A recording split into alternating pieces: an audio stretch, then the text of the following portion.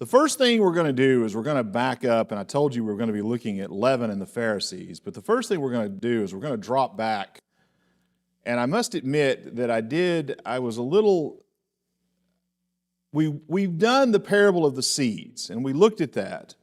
And we also did the parable of the mustard seeds last quarter, or well, not last quarter, but the quarter that we had the parables before. But there was a parable here that I skipped over. And I skipped over it because what I've been doing with this class is in general, I firmly believe that the Bible is its best commentator. I truly believe that. The Bible has a tendency to answer its own questions if you read with discerning.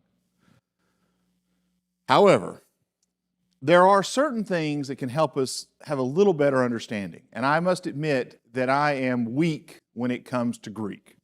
I have to use lexicons, and they can be clunky sometimes to use. Although if you have a computer and you have programs and stuff, that can be very helpful. So one of the things I had been doing was on each of the parables was taking just a little bit of a survey, looking at the way people were looking at the parables. Not as a way of figuring out what the parables meant, but just as a way of saying, well, what's out there? I must admit that it did give me some insights, especially with the Greek words, because there are people that have a better understanding of Greek than I do. And its nuances. And sometimes those nuances can be lost.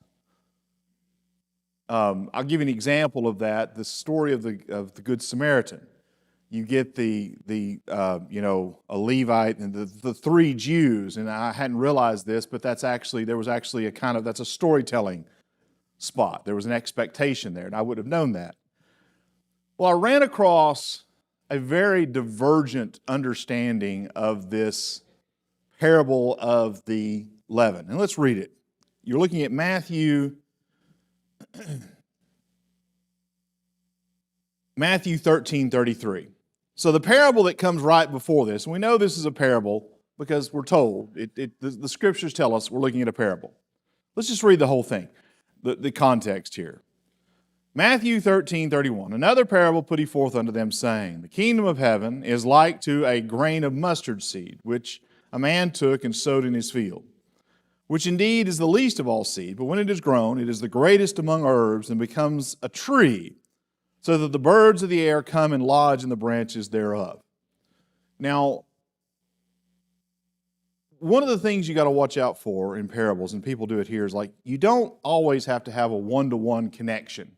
That's a whole different kind of genre of literature. The parables are just telling a story. They're trying to help us understand something. And the clean reading of this is that a mustard seed, which starts very, very tiny, and if you've ever seen the mustard seeds, they're very small. And then it grows into this tree. And if you've seen pictures, and it's really, you ought to go look at it. Look at Middle Eastern mustard trees. They're huge. And they're so large that birds can come and flock in them. They can actually bear the weight of a bird or several birds. Well, people get caught up in, they want to figure out, well, what do the birds mean? What do the birds mean? And it's all over the place. Some people say, well, it represents all the different denominations that can be shadowed within. And then you've got people that, in general, birds, if you think about crows, carrion birds, are associated with evil. And also, if you think about it, many birds were considered unclean animals to eat. Throw those two things together, you have birds standing in as a metaphor of corruption. Again, the text doesn't require it. You're adding it in, you're reading too much in. Jesus was not talking to Bible scholars here. He was talking to just normal people that are going to take the story as it is. Wow, things grow to be so large that they can withstand the weight of all of these birds. That's what they're looking at. Well, leaven, in general, in the Old Testament, you don't have leaven. There are certain times that you can't use leaven in your bread. When you have the Passover feast, you're supposed to have bread that is unleavened. It's also, incidentally, you get people that talk about when Jesus instituted the Lord's Supper, he used wine. And some people argue whether or not that wine was alcoholic or not. Well, it wasn't. You know how I know this? Because the wine was from the Passover. What can't you have in the Passover? You can't have anything that's been touched by leaven. How do you have alcoholic wine? What you said? Fermentation, which isn't allowed for that particular purpose. So the wine used there is not alcoholic. It can't be. That's correct. No, they actually had, you're getting me off topic, but it's okay. It's actually a fascinating topic. Not just Jews, but the old world, the ancient world, had different kinds of wine. And here's the deal. The ancients were really smart. Like, they were super smart people. They were just every bit as smart as we are. And we forget that sometimes. And they had the ability, like, they found jars of seeds and things like that had been sealed in clay pots that no corruption has gotten into them. They were actually able to take the seeds out and plant them. And these seeds were, hundreds and hundreds and hundreds of years, thousands of years old. And so they called it new wine, and there's the Greek word for it, and it literally meant,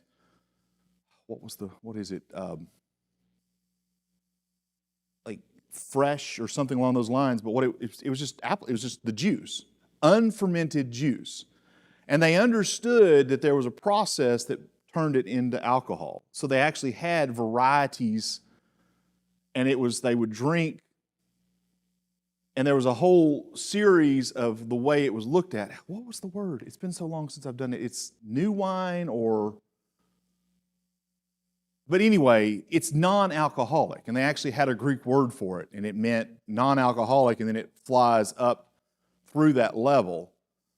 And and some people think, and there's a lot of argument about this, so don't quote me. I mean, there's a lot of argument that certain people think that the ancient world actually valued that less alcoholic wine as being something, what we would call gourmet. This is a gourmet thing. It's fresh. It's the newest that you have. And because it was harder to maintain. So, like, when you got rich people and you got wealth, what do you want to do? You want to have something that's unique, that's hard to get, that's hard to have. So back in the early 1800s, one of the really cool things to be able to do is to have ice, right? And if you could serve someone ice and give them ice for you must be very, very wealthy. Well, back then, having and maintaining this fresh, non-alcoholic wine was considered a sign of, hey. Now, whether that's true or not, I mean, we don't know 100%, but they think that there's something to that. But there's where you had different varieties of it like that. And actually that will come into play very strongly in the parable we're going to look at next week, that aspect of it. So we'll talk more about that in detail because I find it fascinating. Maybe nobody else would, but I do. But we'll have to talk about it to understand a parable. That's the parable of the old wine, new wine, and the old wineskins, and what that actually means and what's being talked about there. See how easy it is to get me off on a totally different subject? But here, the next parable here is the kingdom of heaven is like unto leaven, which a woman took and hid in 3 measures of meal till the whole was leavened. Now, in general, leaven is presented as something of a sign of corruption. And, I mean, technically it is. But it's like certain kinds of molds. Penicillin's a mold, but it has beneficial properties. You actually have bacteria in your stomach, and they're beginning to understand in the medical world that this actually is pretty important, that you got to have this bacteria. It's one of the reasons why when you take antibiotics, because antibiotics kill everything, they kill all the bacteria, that you often have upset stomachs, is because you messed around with this. Like, we've apparently got a whole ecosystem, man, living in our stomachs. And if that ecosystem gets off, it causes all sorts of problems. But leaven added to bread. How many bakers do I have here? No, I know you guys bake. Don't. So when you put leaven into a little lump of your dough, what happens? How much? By how much? Double, triple. I've seen Christy when she's made the sourdough starters or the friendship breads. It's almost, I joked with her, I said, it's like you got a pet now. You got to feed this thing. And you pick off a piece and it grows, and the one that you left, it grows. And it just keeps growing and it keeps bubbling, and and if you put just the smallest amount, it will influence how much of the loaf? What? The whole loaf. Well, that's the obvious, and it's an easy, one of the people were talking about this, how did they say it? They said,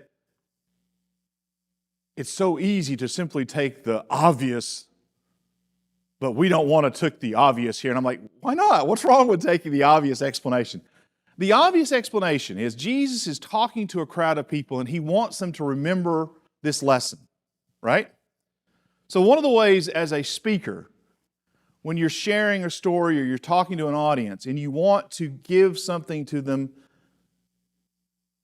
well, JC, you have your cannons, you have your firearms and all that stuff, and you use them in your classroom. Why do you use those things in your classrooms? Demonstration. And it gives someone a physical, visual image of something. And what you'll do is you want to create a very vivid image. So Jesus hits them with leaven. And in general, like I said, a lot of people think of that as being something corruption, but Jesus is using it in a way that's unusual. He's using it in a way that it's not normally how you would talk about leaven. And when he does that, that is leaving an image in this audience's mind. They're going to take this away with them and think about it.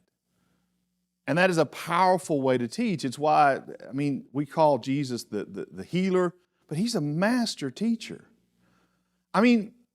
Think about these parables that we've been studying, that even people that are not particularly religious, even people that don't particularly have faith or believe in it, even they've heard of some of these parables because they are so vivid. And this is another one of those vivid parables. Because I can remember as a child, well, and even as an adult now, but I'm not a baker. I don't have the patience for it, and you've got to be precise in baking. And Christy can tell you the story of when I confused a tablespoon with a teaspoon, and I added 2 tablespoons of salt to a cake as opposed to 2 teaspoons. 2 teaspoons make the cake taste a little sweeter. 2 tablespoons make it taste, well, it's inedible. I'll just tell you right now, it's inedible. But I watched my grandmother, she'd take that dough and split it up. And a lot of people want to place some importance on the 3, but it's broken up. That's all that we got doing.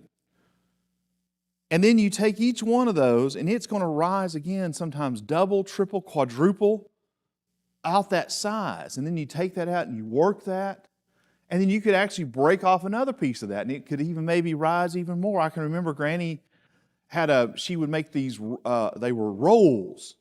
And she would do one little thing of dough, and then she'd cover it over. She had a special little container that the dough would go into, and it would grow. And then she'd break off those dough pieces and make them, and then she'd bake them, and they were so good. How many of this audience had watched their mothers do just this exact same thing? They understood it. And what Jesus is saying is that the kingdom is going to start small. And it's going to start small. Let's even take this down to a stronger spot, to something even more particular to us. It's going to start small in our lives. We sing a song like that where it talks about more of me and less, what is it? Less of me and more of thee. And it starts in the song, the progression of the song is it's all of me and none of thee. And then the second, it's a little of you and less of me. And then finally at the very end, it's all of you and none of me. And Jesus is sharing with us that when we are infected, and I use that word I choose to use that word, when we are infected with Christ. When we are infected, when we have had that injected into us, that doctrine of Christ, and it grows, it's going to take over. The parable illustrates the internal spread of the kingdom within one of its citizens. Within us, it's within us. We are that bread. We are that bit of dough. And now, this is interesting. There are, I'm sure you've had dough that you put your yeast in, you've done everything, and then what happens? Nothing happens, right? Well, was it the yeast? Was it the dough? What occurred? Well, we have the parable of the sower to kind of give us some insight into how that part of it works. Because not all soil is ready to receive the seed, right? And sometimes something goes wrong in that process. Now, I don't want to get too complicated because, again, Jesus was not teaching a class on cooking or on baking. He was trying to give an image of what happens. But the reality is that not everyone is receptive. Not everyone allows these things to grow. But when it does, it grows. Paul, in writing to the Romans, in Romans 12, starting in verse 1, he says, I beseech you, therefore, brethren, by the mercies of God, that you present your bodies a living sacrifice, holy, acceptable unto God, which is your reasonable service. And be not conformed to this world, but be ye transformed by the renewing of your mind, that ye may prove what is that good and acceptable and perfect will of God. That's another thing that this yeast does. It actually transforms the dough. It changes it. So if you take just regular dough that you haven't put yeast into and you bake it, what are you going to get? My bakers, what are we going to get if you just cook a piece of dough that's not had that yeast in it? It's flat. Now, if you do it right, if you do it wrong, you're going to end up with a hockey puck. Now, if you kind of know what you're doing and you kind of do it right, you're going to end up with a flatbread. But it's not airy, is it? It's not fluffy, is it? It doesn't have that taste of bread and as you pull it apart. It even smells different, doesn't it? Now, there are flatbreads out there, and this is what the Jews ate for the Passover. But if you put the yeast in there, what happens? It starts to bubble and it starts producing carbon dioxide. And it starts working. That's what my wife calls it. She's working the dough. But as it blows up, it's adding in volume. It's adding in, carbon specifically, it's adding in carbon dioxide. Growing it out. And when you pull it apart, what do you see? When you look into bread, especially fresh bread, what do you see? You see these little pockets in there, right? What are those? Those are the little pockets from the carbon dioxide as it's pushed out. The very texture of the bread has changed. The chemical makeup of the bread has changed. It's not the same. Well, it's the same for us. Again, when we are infected with Christ, if it takes hold in our hearts, we are not the same. And as it grows in us, we are less the same the longer it grows.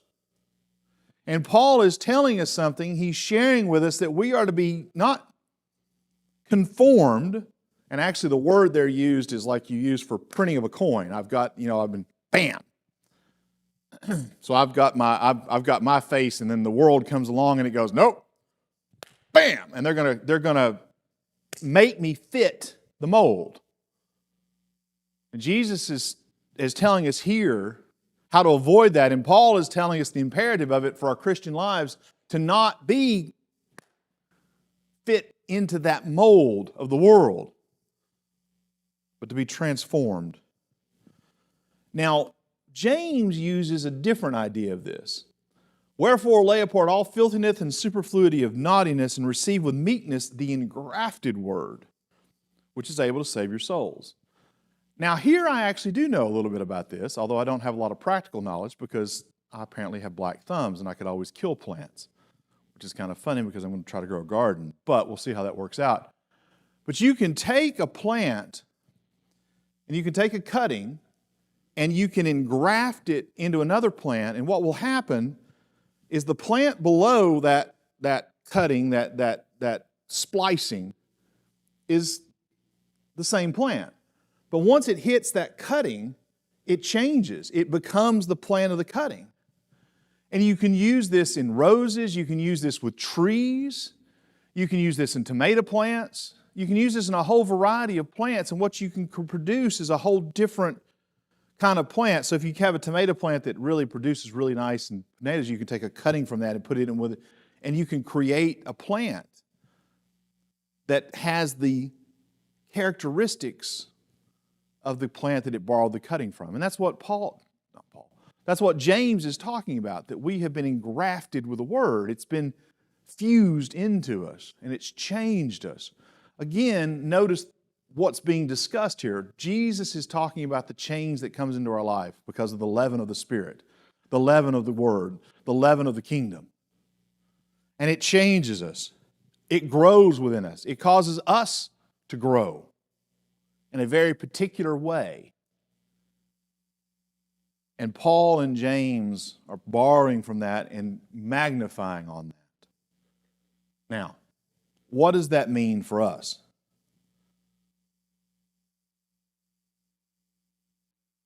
Second Corinthians 3:18, again, Paul talking to the Corinthians, shares this insight.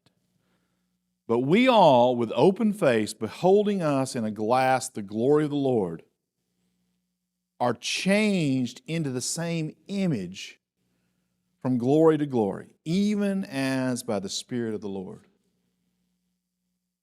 Now, I must admit, I am a fan of the music of Bob Dylan. Now, I will be the first to tell you he has a voice that sounds like gravel being shaken in a box. I understand that. And I know that some of his music is not the best, at least in its content, but he has a song called You've Got to Serve Somebody, or You're Going to Serve Somebody. And the catch of the song is you're going to serve somebody. You're going to serve God, you're going to serve the devil, you're going to serve the world, you're going to serve somebody. And you have to have an understanding.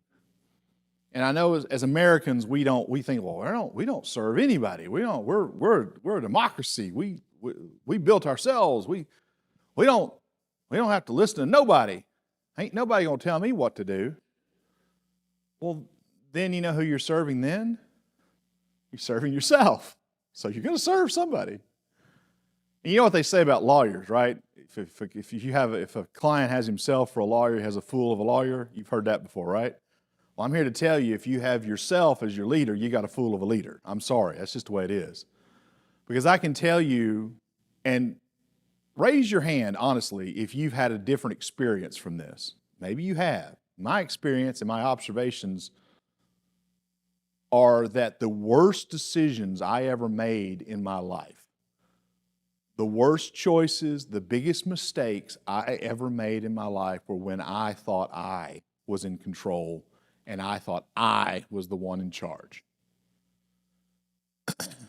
Now, if you have observed, if your experience has been different from that, I'm happy for you. If you've observed different, I have also observed that in the world, that some of the worst decisions I've seen people make is when they thought, well, I'm the one in charge. I know what I'm doing. I know this. Now, the Bible makes it plain it's not within us to know our own steps. We don't even know, we can't walk a straight line. But if you're serving yourself, ultimately, brethren, you've got to understand this. You're serving the devil. That's just the way it is. You're going to serve someone. And Jesus is telling us, Paul is telling us, James is telling us, the Scripture is telling us, the person that you need to serve is God. That's who you need to serve. Is that easy? Absolutely. It's easy to make that choice. It's easy to choose to serve God. Now, is the execution in the day-to-day life of that easy? No, not always. It's sometimes incredibly hard.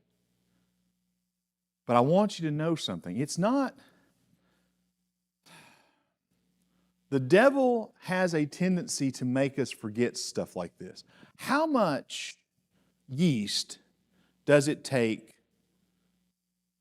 in one thing of bread? How much yeast is it?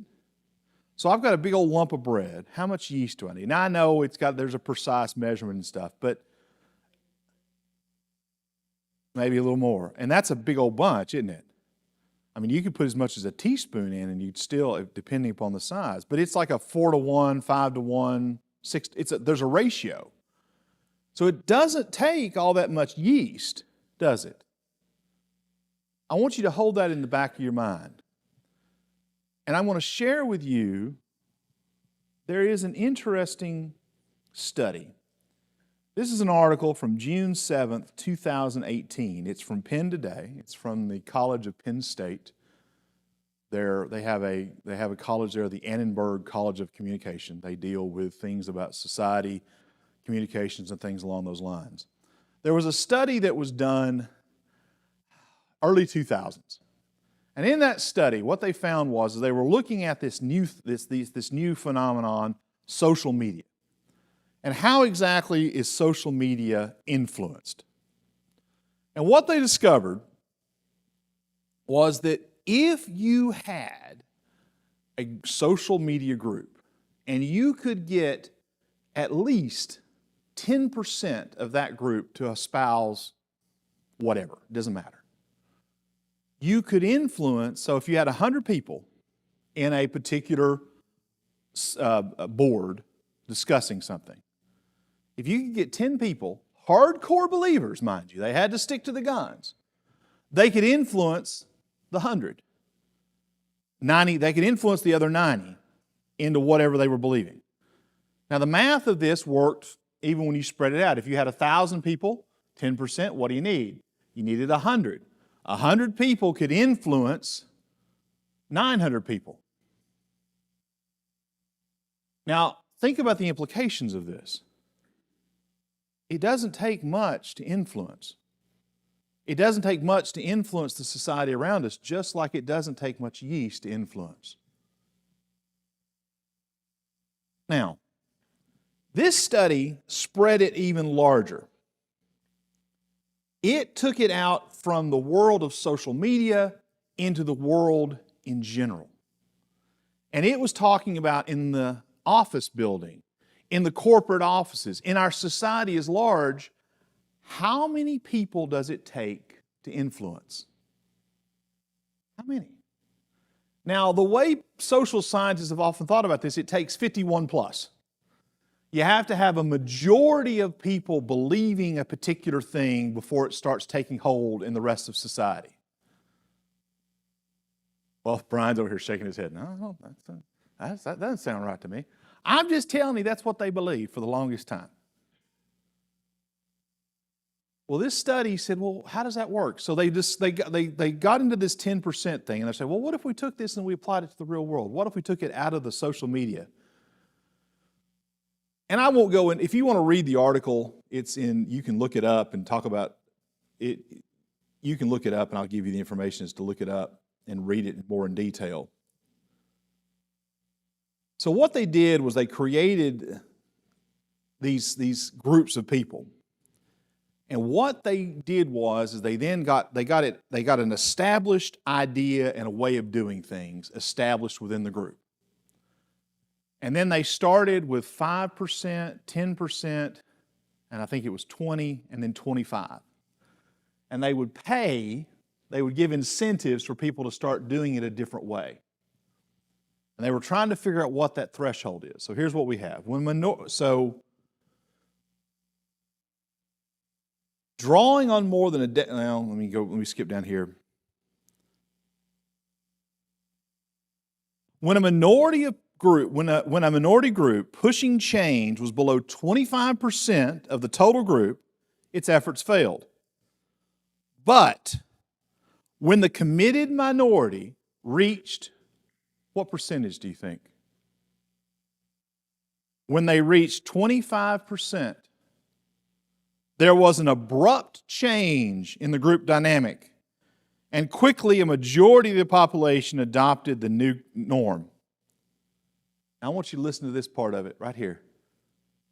The next time someone tells you that, oh, your little contribution doesn't matter.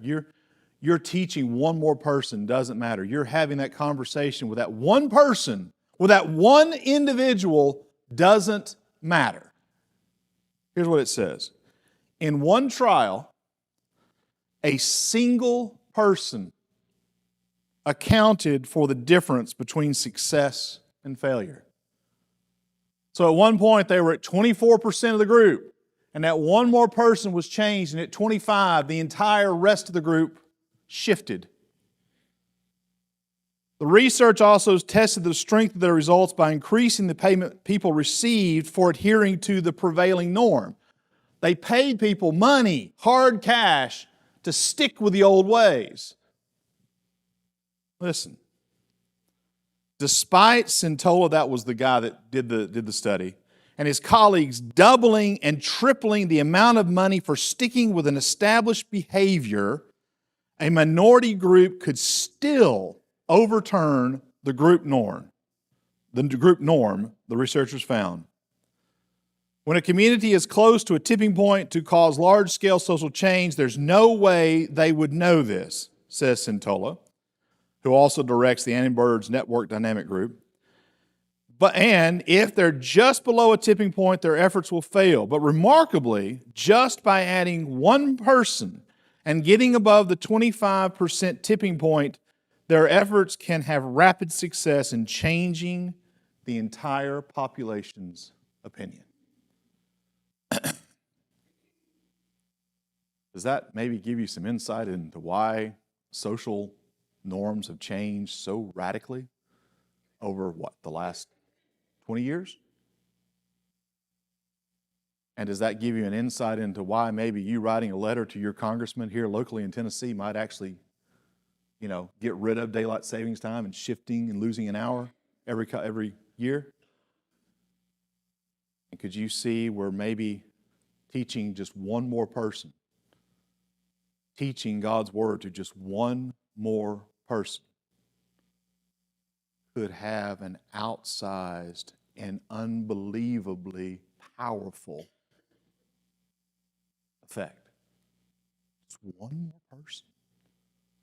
I did a little more looking into it, and they found in a couple of the it wasn't just one study, it was several where they had that happen. Just one person changed an entire group. Now, Brian. You've done a very good job saying, if we teach, the church is going to grow to the other person. There's also an application for me personally to grow. Is the yeast faith, or are we the lump of dough? And as the yeast grows, our faith grows. It is very powerful that Jesus said, you got to spread the words of the kingdom. But how do you do that? I think it starts internally with me, with my faith, as a powerful growth mechanism here. Brian, for those of you that are watching at home, Brian has said that the growth starts within.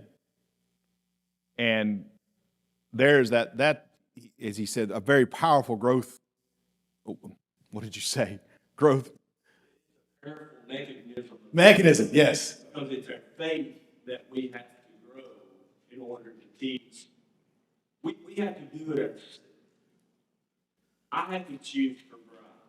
You do. And I have to choose to grow, and I have to put my yeast in. Now, I can share that flow with you, but you ultimately have to put your own yeast in. Brian's point is I have to put my own yeast in, and ultimately the person that I share with, they have to put their own yeast in. It doesn't work. I mean, it's not infallible, nor is it you can resist the word. People do. People resist that. And it happens. So again, the connection isn't one-to-one or 100% perfect.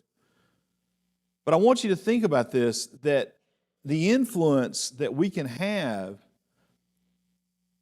and what struck me about that, again, was this idea of just one person, one more person to reach that consensus. Now, if you stop and think about it, if you're one person and 25%, let's do some math. Are there any math teachers? Like I subject you guys to grammar lessons, and now I'm subjecting you to a math lesson now. All right. Now, just to be clear on this, I did this math earlier, so I'm not doing this out of my head. So if you're one person, what would you be if you were 25%? In other words, if of a group of people, you needed to be one person, what would that group be? Do the math. The math is 25, right? So here I am with 25 people, and I'm one person. Well, I'm 25% of that 25, right? Now, where you work, how many people do most of us work around? Think about it. Now, I work in a school system, and there's about 100 or so people that work there at that school system. So how many people, within the school system as a whole, there's like thousands of people. But in the school that I work in day to day, there's only about a couple of hundred people there. And then if I add in the students, there's about 700 students that are there altogether. So you start doing the math on that. But a lot of people work in an office where there's only 10 people, there's only 12 people, there's only 13 people. There's not much more than that. You represent at least 25% of that whole group, right? If you have a Christ-like life, if you're living a Christ-like life, if you're influencing that particular business, what kind of impact can you have? And you say, well, I'm just one person. That's right. You are just one person, and apparently just one person is all it takes to influence an entire group if you're that key one person. Well, how do I know if I'm that key one person? You don't. So you've got a choice. You can either act like you don't matter at all, or you can act like you do. I'm going to suggest you act like you do.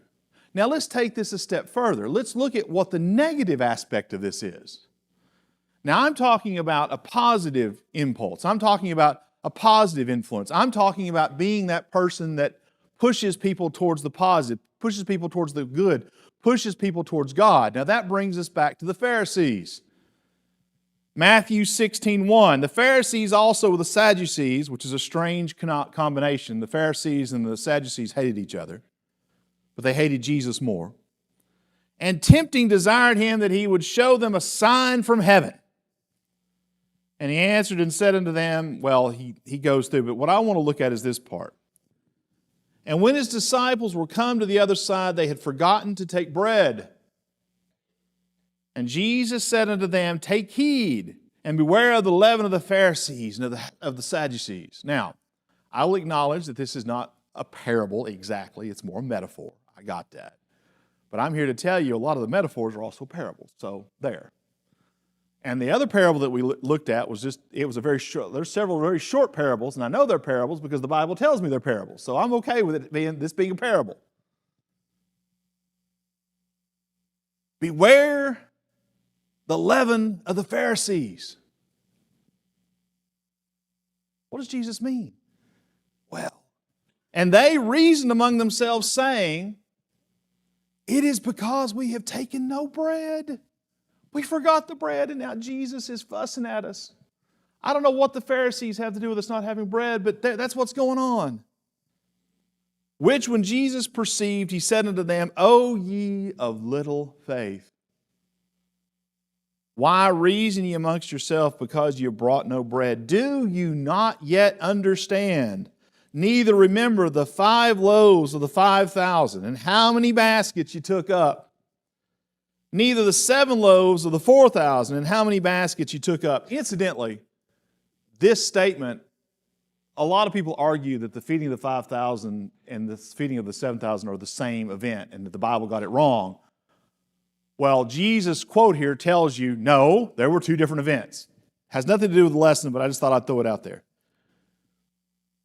How is it that you do not understand that I spake it not to you concerning bread, that ye should beware of the leaven of the Pharisees and of the Sadducees? Jesus is accusing them of too little faith.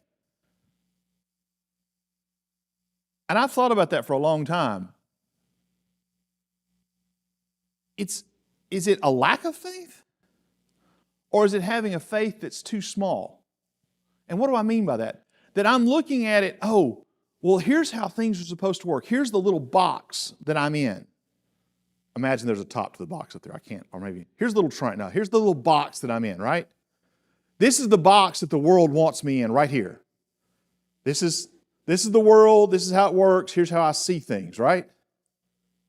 Here's what's possible. It's all within this box. What's possible is within this box right here.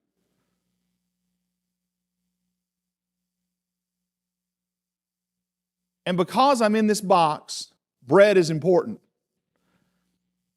I am with the Son of God. I am with the Word, and through the Word, God created everything. I'm with this person. I have seen the miracles. But here's my box. Here's my box. Here's my worldview. Here's how I see things. Here it is. Jesus says, do you not remember? I fed 5,000 people.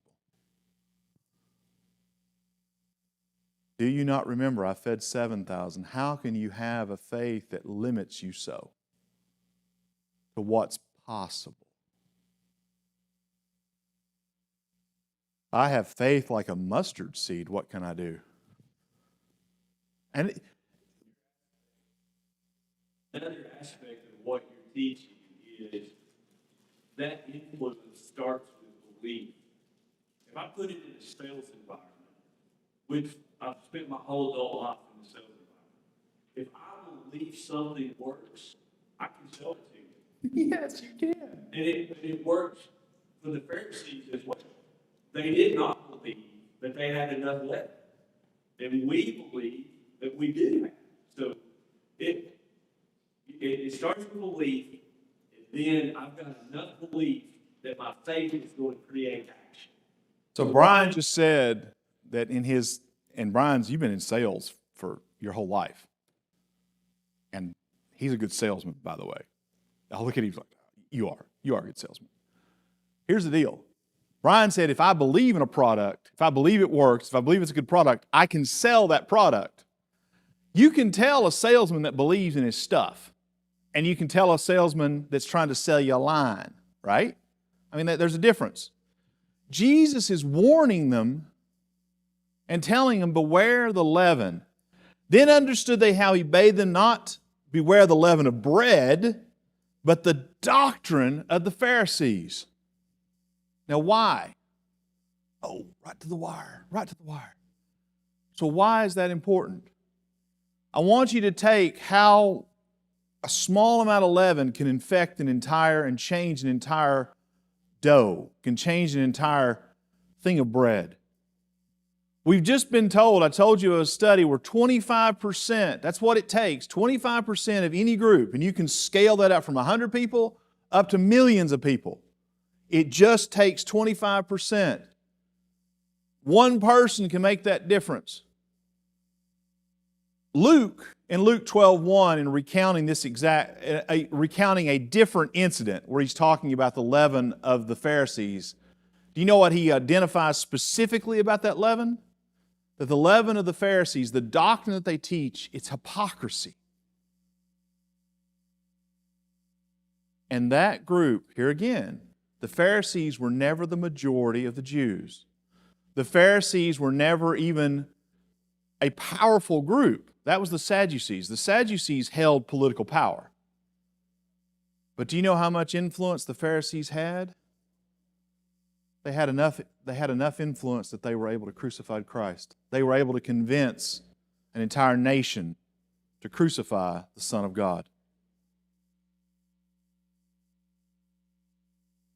So here's my question for you. Are you going to be the leaven that leavens the whole loaf? Are you going to grow in faith? Are you going to grow in the kingdom? Or are you going to stand back? Are you going to just stay put and not do anything and be influenced by the leaven of someone else? Because those are your choices. There you go. Now, next week, Matthew 9, and we're going to be looking at old wine in new skins and old cloth, or no, new cloth on old cloth, and why that's not a good idea. And we'll get more in detail about what you were asking about with the wines too, because we got to understand that. So, as always, thank you. I appreciate your time. I appreciate your attention. I hope you got as much out of this as I did. Thank you, guys. You're dismissed.